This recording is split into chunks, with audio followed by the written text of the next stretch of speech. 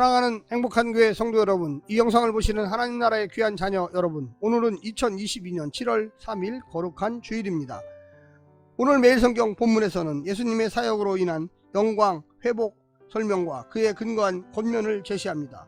내용은 등장인물과 주제에 따라 둘로 구분할 수가 있겠습니다. 2장 10절부터 18절 예수님의 고난 사역 결과, 3장 1절부터 6절 예수님을 생각하라는 명령과 이유. 오늘 본문 히브리서 2장 10절부터 3장 6절까지의 본문을 듣고 다시 오겠습니다.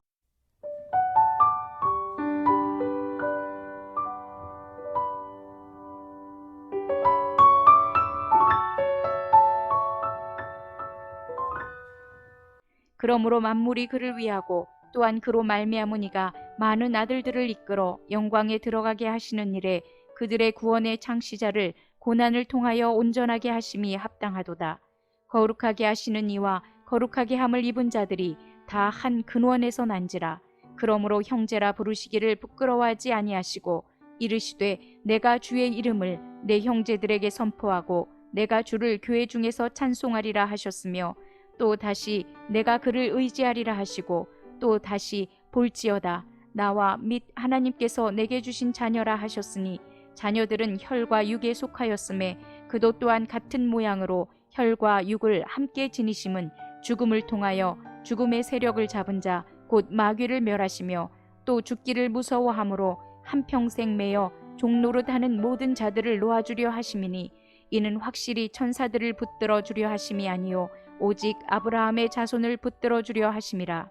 그러므로 그가 범사의 형제들과 같이 되심이 마땅하도다. 이는 하나님의 일에 자비하고 신실한 대제사장이 되어 백성의 죄를 속량하려 하심이라.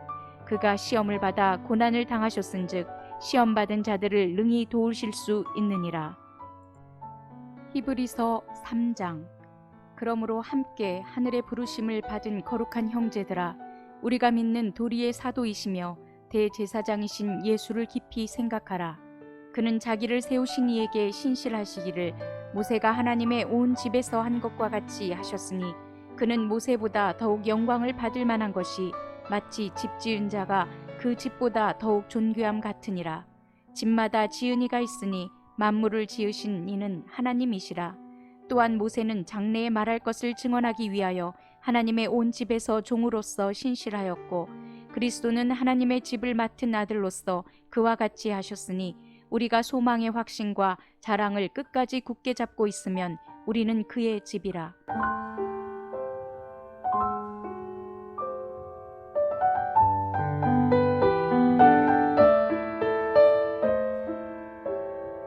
신약은 예수님의 구원 사역을 두 가지로 설명합니다. 첫 번째는 하나님과 사람의 상호작용입니다. 하나님의 먼저 일하심과 인간의 반응, 그에 대한 하나님의 응답으로 구성되었습니다. 인간의 죄에 대한 하나님의 심판이나 믿음으로 인한 죄사함의 구원을 설명할 때 사용됩니다. 두 번째는 하나님의 통치 영역과 반역 통치의 충돌입니다. 이것은 하나님 나라의 회복을 설명하는 기초인데, 사탄과 죄와 죽음이 통치하는 영역에 예수님이 들어와 그 속에 노예로 있던 사람들을 해방시켜 하나님 나라로 옮기는 그림입니다. 히브리서도 이 두 설명 방법을 공유하고 있습니다. 오늘 본문을 세 가지로 나누어 자세히 설명드리겠습니다. 첫 번째, 구원의 창시자 예수님의 고난. 예수님은 만물의 창조주일 뿐만 아니라 모든 구원의 창시자였습니다. 구원은 많은 이들로 하여금 영광에 들어가게 하는 일입니다. 그런데 왜 예수님이 직접 육신을 입고 와서 죽음의 고난을 당한 것이 마땅한 구원의 방법이 되었습니까? 구원을 받아야 하는 우리가 혈과 육을 입고 있는 존재이기 때문입니다. 그래서 예수님은 직접 혈과 육을 입고 오셔서 우리가 경험하는 죽음의 고난을 먼저 당하시고, 그 죽음을 통해 죽음의 세력을 잡고 있는 마귀를 멸하심으로써 죽음이 무서워 그 마귀에게 종노릇하는 모든 자를 구원하시는 것입니다. 무슨 뜻입니까? 사망의 사망이 되셔서 백성들을 움켜쥐고 있는 마귀를 멸하시고 자녀들에게 해방과 자유를 주셨습니다.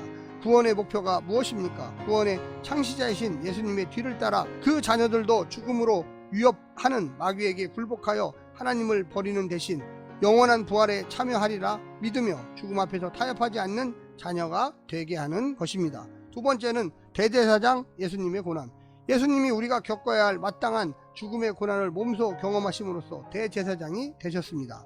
하나님도 되시고 사람도 되었기 때문에 하나님과 사람 사이에 서서 하나님 앞에서는 사람들의 형편을 아뢰고 사람 앞에서는 하나님의 형편을 가장 잘 알 수 있는 분이 바로 예수님이셨습니다.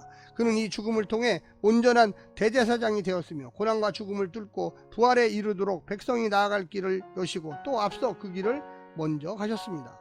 그를 통해 우리는 예수님의 형제요 하나님의 아들과 자녀되는 영광을 얻었으며 그가 우리를 붙잡아 주시고 시험을 받을 때 능히 도와줄 수 있게 되었습니다.